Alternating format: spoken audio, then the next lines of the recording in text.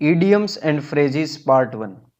इस वीडियो के अंदर मैं आपको एग्जाम पॉइंट ऑफ व्यू से इंपॉर्टेंट कई इडियम्स कराऊंगा और हर एक इडियम के पीछे का लॉजिक अच्छी तरह से एक्सप्लेन करूंगा, फिर उसका मीनिंग बताऊंगा एंड उसके बाद हम एक सेंटेंस बनाएंगे जिसके अंदर उस इडियम को यूज करेंगे सो दैट उस इडियम की सेंस अच्छी तरह से कन्वे हो जाए। तो स्टार्ट करते हैं। Apple of Discord. Greek mythology के अकॉर्डिंग एक गॉडेस थी जिसका नाम था इरिस। उसको किसी शादी के अंदर इनवाइट नहीं किया गया था, तो उस गॉडेस ने रिवेंज लेने के लिए उस शादी की वेडिंग पार्टी के अंदर एक गोल्डन एप्पल उछाल दिया जिसके ऊपर लिखा हुआ था कैलिस्टी। और कैलिस्टी का मतलब है फॉर द फेयरेस्ट, मतलब सबसे खूबसूरत के लिए। और जब वो एप्पल तीन दूसरी गोडेसिस ने देखा तो उनके बीच में लड़ाई हो गई कि ये एप्पल मेरे लिए है, ये एप्पल मेरे लिए है। और इस कारण जो वेडिंग पार्टी है वो स्पॉइल हो गई और इसके कारण बाद में एक युद्ध भी हुआ। तो ये देखिए, यहां पे है वो इरिस गॉडेस जिसने वो एप्पल उछाला और ये हैं वो तीन देवियां जिनके बीच में लड़ाई हुई। तो एप्पल ऑफ डिस्कॉर्ड इसका मतलब है कि एक ऐसी चीज जिसके कारण झगड़ा हो, जिसके कारण सारा झगड़ा फसाद हो।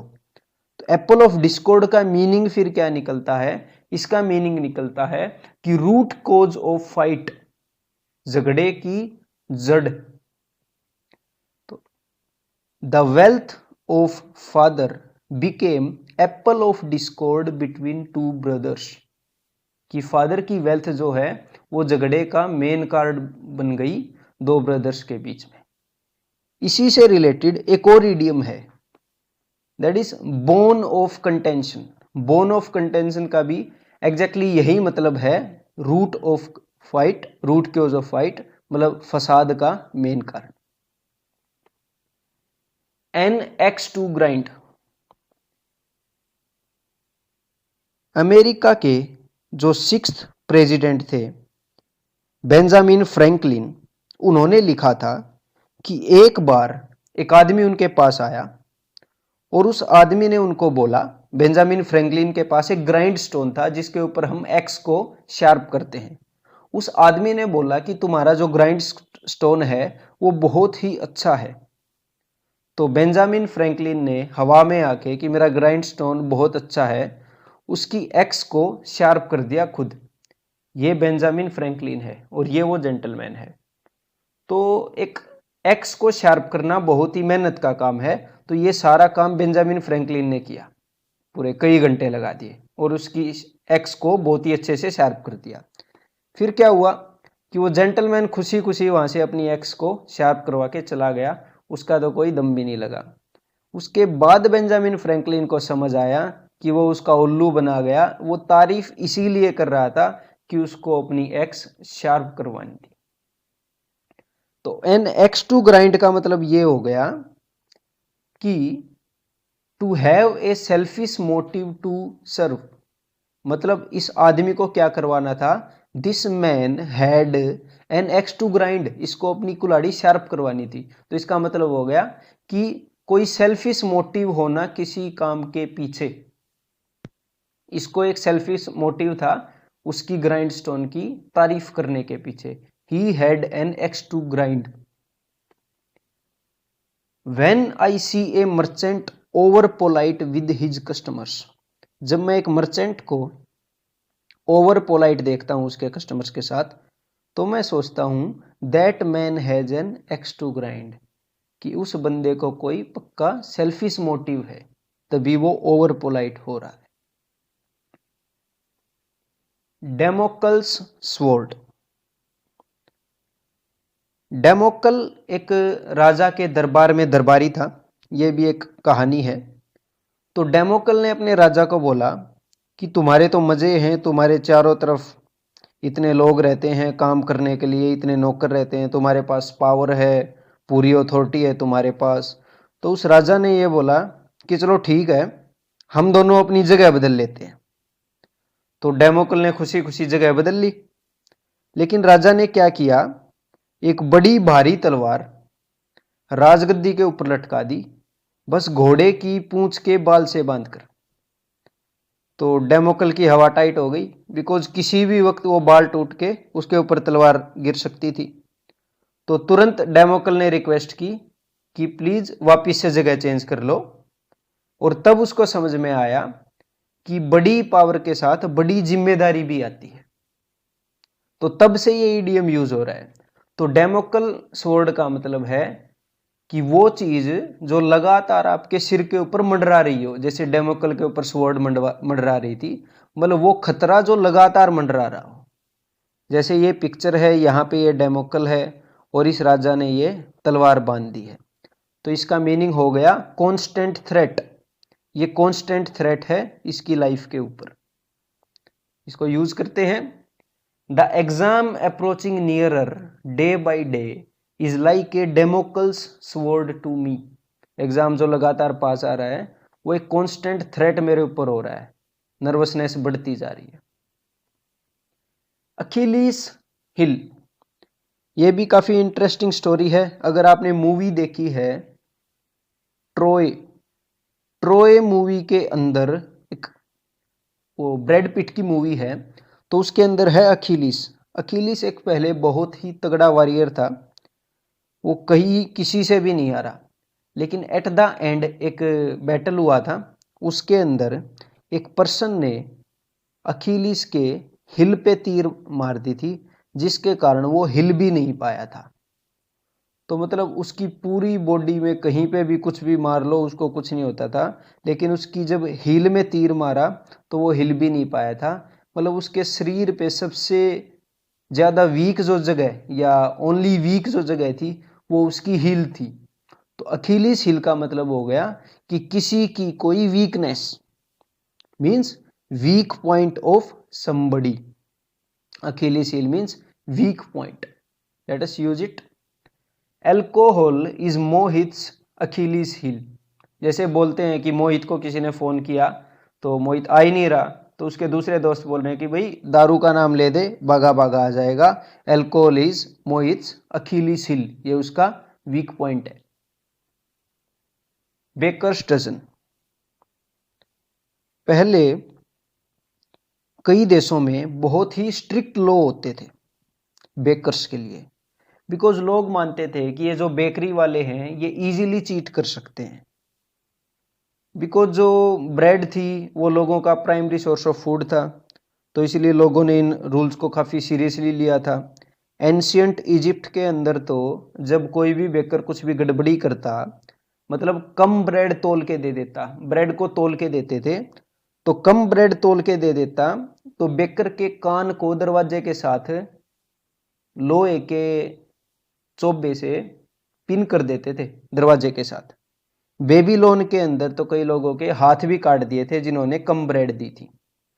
तो इस कारण बेकर्स क्या करते थे, बेकर्स जब भी ब्रेड देते, मान लो किसी ने 1 दर्जन ब्रेड खरीदी, तो 1 ब्रेड फ्री दे देते थे कि बेशक से ज्यादा वेट चला जाए पर कम नहीं जाना चाहिए, नहीं तो हाथ पैर कट जाएगा। तो इसीलिए बेकर्स डजन, नॉर्मली 1 डजन के अंदर 12 चीजें होती हैं, बेकर्स डजन का मतलब है 13, बिकॉज वो 13 चीजें दे देते थे 12 की जगह पे। Cruelty towards animals can be seen when a cage meant for 4 और 5 chickens is filled with baker's dozen. कि एनिमल्स के प्रति निर्दयता तब दिख जाती है जब किसी केज में सिर्फ 4-5 की जगह हो और उसको बेकर्स डजन से भर दें, मतलब उसको 13 चीजों से भर दें। तो बेकर्स डजन का सिंपली मतलब है 13। मतलब आपसे कोई पूछेगा कि भाई तुम्हारे पास कितने पेयर हैं जुराब के, तो आप बोल दो I just have a baker's dozen, मतलब कि 13 है। बीट अबाउट द बुश, पहले क्या होता था कि बर्ड्स की शूटिंग करते थे तो उसके लिए बर्ड्स को इकट्ठा करते थे, तो जो लोग भी शूटिंग करते थे उन्होंने बीटर्स हायर किए हुए थे। जो बीटर्स थे वो झाड़ियों के चारों तरफ झाड़ियों को पीटते थे, बिकॉज झाड़ियों के अंदर पक्षी छुपे हुए होते थे। तो जब झाड़ियों को पीटते थे तो पक्षी बाहर निकलते थे और उनको नेट में बंद कर लेते थे और फिर गेम में यूज करते थे उनको हंटिंग के लिए। लेकिन कभी कभी क्या होता था, जब वो बीटर्स झाड़ियों को पीट रहे होते थे तो वहां पे मधुमक्खियों का छत्ता या कोई जंगली जानवर सो रहा है, बिकॉज वो जंगल में जाके पीटते थे, तो उनको लेने के देने पड़ जाते, वो उनको काट लेते थे। तो इसीलिए बीटर्स क्या करते थे कि जैसे ये झाड़ी है, वो झाड़ी में लकड़ी ना मार के उस झाड़ी के चारों तरफ मारते रहते थे, डर के कारण कि दूर से बॉस देख रहा है कि हम लकड़ी चला रहे हैं कि नहीं, तो झाड़ी के चारों तरफ मारते रहते थे। तो उसी को बोलते थे कि वो काम नहीं कर रहे, they are just beating about the bush. या फिर इसको एक और वे से यूज करते हैं कि they are just beating around the bush, मतलब कि काम नहीं करना, जस्ट घुमा फिरा के बातें करते रहना। तो इसका मतलब हो जाएगा avoiding the main topic and not speaking directly about the issue. Main काम को छोड़कर उसके चारों तरफ घूमते रहे। When Vishal had to inform his father about failing in math again, जब विशाल दोबारा फेल हो गया तो he kept beating about the bush, तो उसने सीधे सीधे नहीं बताया, बस बात को घुमाता फिराता। बेल द कैट, ये कहानी केजी क्लास के अंदर है। बेल द कैट की केजी क्लास में ये है कि एक बिल्ली होती है, वो चूहों को खाती रहती है। तो चूहे मीटिंग करते हैं कि इस बिल्ली का कुछ किया जाए। तो एक चूहा सजेशन देता है कि बिल्ली के गले में घंटी बांध देते हैं, जब भी बिल्ली आएगी तो घंटी बजेगी और हमें पता लग जाएगा। तो बस एक ही क्वेश्चन था, सब कुछ सोल्व हो गया कि बिल्ली के गले में घंटी कौन बांधेगा, मतलब who will bell the cat, मतलब मेन परेशानी कौन उठाएगा। बिल्ली को घंटी बांधने जाएंगे तो वो खा जाएगी। तो इसका मतलब ये हो गया कि कई लोग हैं, सारे चूहों की परेशानी है, फिर भी जो बंदा बैल बांधने जाएगा वो अकेला जोखिम उठाएगा। तो इस इडियम का मतलब है कि जो परेशानी सारे लोगों की है उसके लिए एक बंदा परेशानी उठाए। मतलब कि जैसे ये बिल्ली है और यहाँ पे इनकी मीटिंग चल रही है, तो इसका मतलब है take the danger of a shared enterprise, मतलब कि जो शेयर की हुई मुसीबत है उसका डेंजर अपॉन वन सेल्फ, खुद के ऊपर ले लेना, means to bell the cat. Someone has to bell the cat, किसी ने किसी को तो डेंजर लेना पड़ेगा। And tell the commissioner that his own son started the violence. Between the devil and the deep sea, Greek mythology के according एक person था ओडेशियस, वो समुद्री यात्रा पे गया था। और जब वो समुद्री यात्रा पे गया तो उसके दोनों तरफ, एक तरफ तो था एक वर्लपुल, पानी के अंदर वर्लपुल इसको बोलते हैं, गोल गोल घूम रहा है। इस वर्लपुल का नाम था चारिब्डिस, ये चारिब्डिस। और दूसरी तरफ ये उस पर्सन की बोट है, देखो इस बोट के एक तरफ है चारिब्डिस और दूसरी तरफ एक 6 मुंह का ड्रैगन था, उस ड्रैगन का नाम था स्काइला। तो वो उस यात्रा पे इन दोनों चीजों के बीच में फंस गया था कि उधर जाऊं या उधर जाऊं, किधर जाऊं।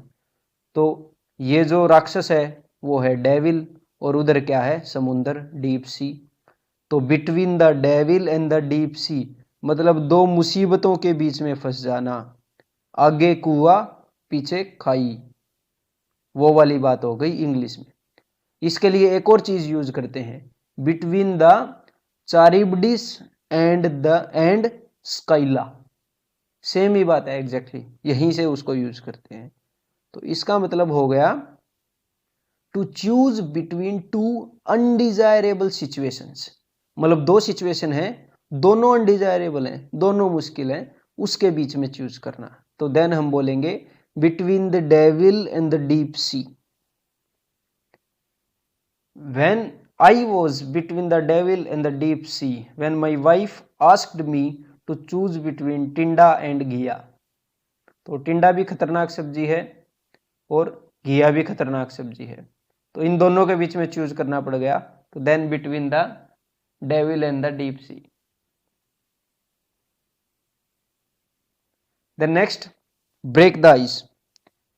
18th सेंचुरी के अंदर जब नॉर्थ पोल या साउथ पोल पे जाते थे, तो उस वक्त जो हमारी जहाजें थी, पानी की जहाजें, वो बर्फ के ऊपर नहीं चल पाती थी, उनको काफी ज्यादा नुकसान होता था। तो स्पेशल शिप बनाए जाते थे, जैसे ये वाले शिप, स्पेशल शिप बनाए जाते थे कि ये बर्फ को ऐसे तोड़ दें और इसके पीछे पीछे जो बड़ा जहाज है वो आ जाएगा, ताकि नॉर्थ पोल या साउथ पोल को डिस्कवर कर पाए। तो इसी को बोलते थे कि ब्रेक द आइस, की शुरुआत करना। कोई भी शिप यहां से नहीं गया है, शुरुआत करना। तो इसी कारण ब्रेक द आइस का मतलब है कि जब कोई भी बात ना करना हो, कर रहा हो, तो कन्वर्सेशन को स्टार्ट करना। तो इसका मतलब हो गया to start the conversation, let's break the ice, to start the conversation. A nice smile does a lot to break the ice. एक अच्छी स्माइल काफी कुछ कर देती है ब्रेक द आइस, मतलब कि कन्वर्सेशन स्टार्ट करने के लिए। Bull in the China shop. यहाँ पे ये जो चाइना है, इसका मतलब है जो चीनी मिट्टी के जो बर्तन हैं उनकी दुकान। चीनी मिट्टी के जो बर्तन हैं, जैसे जो चाय की प्याली होती है, वो जिस मिट्टी की बनी होती है, वो काफ़ी डेलिकेट ब्रिटल बर्तन होते हैं, वो जल्दी ही टूट जाते हैं। तो अगर आप उस दुकान के अंदर जाओगे, चीनी मिट्टी की बर्तनों की दुकान के अंदर, तो काफ़ी संभल संभल के चीज़ों को उठाओगे कि कहीं टूट ना जाए। तो इमेजिन करो उसके अंदर एक बैल है, उस दुकान के अंदर इतनी नाजुक स्थिति के अंदर एक बैल है, तो क्या हालत होगी। जैसे ये चीनी मिट्टी के बर्तन है, यहाँ पे बैल है, तो वो तहस नहस कर देगा सारी चीज़ों को। तो यहाँ पे ये इडियम यूज की गई है कि बहुत ही नाजुक परिस्थिति के अंदर एक ऐसा आदमी जो कि उस परिस्थिति को ना समझता हो या जो कि उस परिस्थिति को हैंडल ना कर पाए, means very careless and clumsy in A delicate situation. ये पूरा मीनिंग है इसका। ए bull in the China shop का मतलब है ए person who is very careless and clumsy in A delicate situation. Means Tom Roger is like a bull in the china shop when it comes to dealing with her wife's feeling and emotions। Means feelings and emotions को handle करना काफ़ी delicate काम होता है। तो Tom Roger इस case में बहुत ही केयरलेस एंड क्लमजी है, वो नहीं हैंडल कर पाता इस डेलिकेट सिचुएशन को। तो he is like A bull in the China shop. Catch a tartar. Tartar का मतलब होता है जो दांतों के पीछे ये येलो येलो जो लग जाता है ओवर ए पीरियड, अगर कोई ब्रश ना करे, अपने दांतों को अच्छे से साफ ना करे, तो ये टार्टर लग जाता है। और ये देखने में जैसा भी अगर लग रहा हो कि इजीली उतर जाएगा, ये बड़ा मुश्किल उतरता है। लोग इसके लिए बड़े बड़े इलाज कराते हैं, एसिड लगवाते हैं। तो अब इसका मतलब समझ में आ गया होगा कि कैच ए टार्टर, कि टार्टर लग जाना। तो टार्टर लग जाना का मतलब है ये देखने में कैसा लग रहा है कि उतर ही जाएगा एक बार ब्रश से, कि ऐसी चीज जो ऐसे लग रही हो कि कोई नहीं इजी है, लेकिन अनएक्सपेक्टेडली बहुत ही मुश्किल हो। मतलब ऐसी चीज से सामना हो जाए जो देखने में इजी लगे पर बहुत ही ज्यादा मुश्किल हो। टू डील विद समवन और something that proves unexpectedly troublesome और पावरफुल। जो एक्सपेक्टेडली ज्यादा पावरफुल हो, जो आपने नहीं सोचा हो। While fighting with Indian army, the enemy realized that they had caught a Tartar। Starting में उनको लगा कि कोई नहीं, निपट जाएगी बात, लेकिन बाद में पता चला कि मुश्किल हो गई है। कैट्स पाव, इसके पीछे भी बहुत ही इंटरेस्टिंग स्टोरी है। एक आदमी ने एक बिल्ली और एक बंदर पाल रखे थे, और आग के अंदर उसने कुछ नट्स गर्म होने के लिए रखे थे, और बिल्ली और बंदर को स्ट्रिक्ट हिदायत दे रखी थी कि इनमें से कोई भी कुछ भी नहीं खाएगा। तो फिर बंदर ने बिल्ली को बोला कि तेरे अंदर तो काफ़ी ज़्यादा फुर्ती है, ये करिए नट्स बाहर निकाल दे और दोनों मिलके खाएंगे। तो बिल्ली ने क्या किया, ये आग से नट्स निकाले। तो बिल्ली ने जब नट्स निकाले तो थोड़ा तो हाथ जल ही जाता है, तो बिल्ली हाथ को ठंडा करती, इतनी देर में बंदर नट खा गया। फिर बिल्ली ने एक और नट निकाला, बंदर वो नट भी खा गया। बिल्ली ने एक और नट निकाला, बंदर वो नट भी खा गया। तो बिल्ली का हाथ भी थोड़ा थोड़ा जल गया, थोड़ा थोड़ा काला काला हो गया राख से। बंदर सारे नट्स खा गया। उसके बाद मालिक आया, मालिक ने देखा कि नट्स खाए गए, तो मालिक ने हाथ चेक किए, तो बिल्ली के हाथ काले थे, और फिर पिटाई भी बिल्ली को ही हुई। तो कैट्स पाव का मतलब है, पाव मतलब पंजा, तो जो बिल्ली का पंजा यूज किया बंदर ने, और पंजे के कारण बिल्ली की पिटाई हुई। तो बिल्ली के इस पंजे का मतलब है कि एक ऐसा आदमी जो दूसरे आदमी ने चतुराई से यूज कर लिया हो अपने काम के लिए, अपने स्वार्थ के लिए।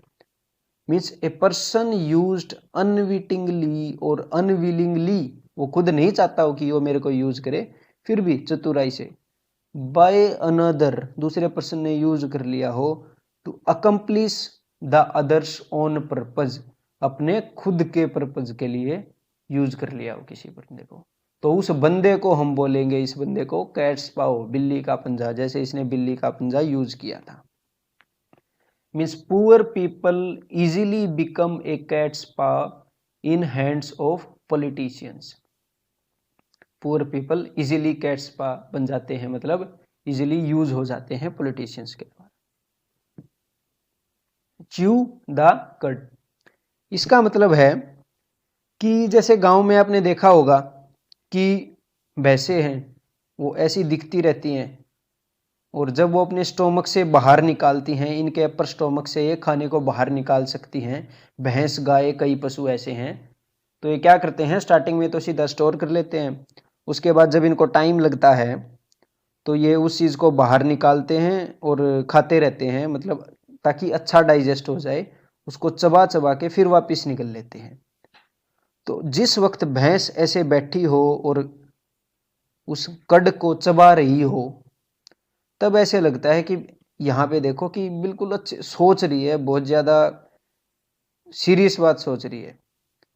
तो इस चीज को देखते हुए च्यू द कड का मतलब निकाला गया to think slowly and carefully about something, कि किसी चीज के बारे में स्लोली लेकिन बड़े ध्यान से, शांति से किसी चीज के बारे में सोचना, इसका मतलब है। Means to be strong in quant you should chew the cud over its concepts, मतलब इसके कंसेप्ट्स के ऊपर आपको बहुत ज्यादा सोचना पड़ेगा, तब जाके क्वांट मजबूत होता है। ऐसे ही नहीं होता, सिर्फ क्वेश्चंस करने से नहीं होता, उसके कंसेप्ट्स भी देखने पड़ते हैं डीपली। डॉग इन द मैंगर, एक स्टोरी के अकॉर्डिंग एक कुत्ता था, वो एक मैंगर में लेटा हुआ था। मैंगर का मतलब है खोर। खोर मीन्स जहां पे जो पशु हैं वो चारा खाते हैं, जैसे ये कुत्ता है, ये यहाँ पे पशु चारा खाते हैं। तो कुत्ता तो चारा खाता नहीं, लेकिन जब भी वो बैल वगैरह, गाय वगैरह उस मैंगर के पास आते, तो कुत्ता भौंकता रहता, और एक दो पशु को उसने काट भी लिया था स्टोरी के अंदर। तो ये जो कुत्ता है, इसको बोलते हैं a dog in the मैंगर।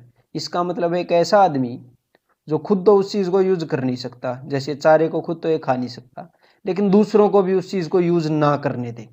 Dog in the मैंगर मतलब ना तो खुद इस चीज को वो यूज तो कर नहीं सकता, और दूसरों को भी ना करने दे।